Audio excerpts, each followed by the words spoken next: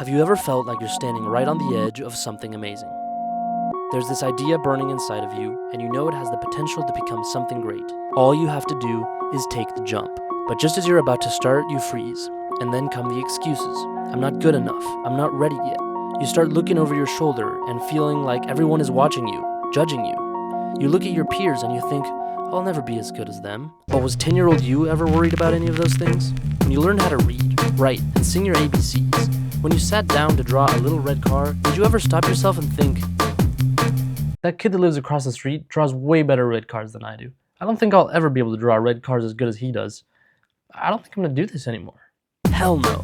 You picked up those crayons, drew however you felt like it, and came home proud to give it to your parents so they could hang it up on the fridge like the masterpiece that it was.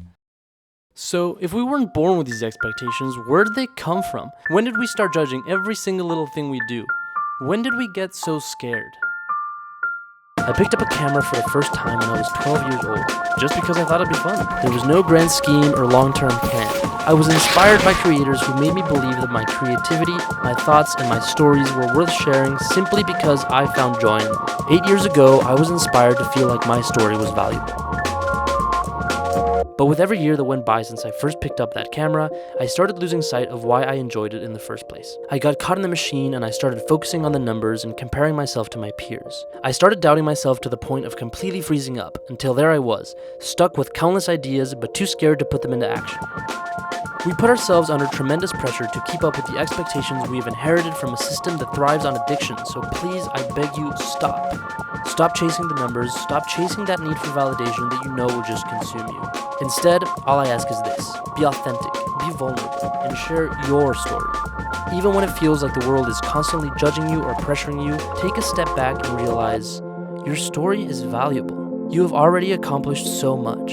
You have gone through countless difficulties in your life, and yet here you are, still standing. That great idea burning inside of you, you are capable of making it real. The world can feel overwhelming, and the media thrives on making us feel inadequate. But look how far you've made it. Do you remember when you first learned how to ride a bike? You probably fell, scraped your knee, cried, but you still got back up. And eventually, you learned. So whatever you're dreaming of, it's worth the fight. It's going to be messy, and you're going to fail along the way. Believe me, I know how terrifying it is to fail. And I don't know if that fear will ever go away. But what I do know is that the only way to succeed is to keep trying. Even when you're scared, and even when you've already failed 100 times. Because the more you fail, the more you learn, and the closer you'll be to succeeding. Just like riding a bike. So keep getting back up. Stop overthinking. Stop making excuses. Forget about the rest of the world and take the jump.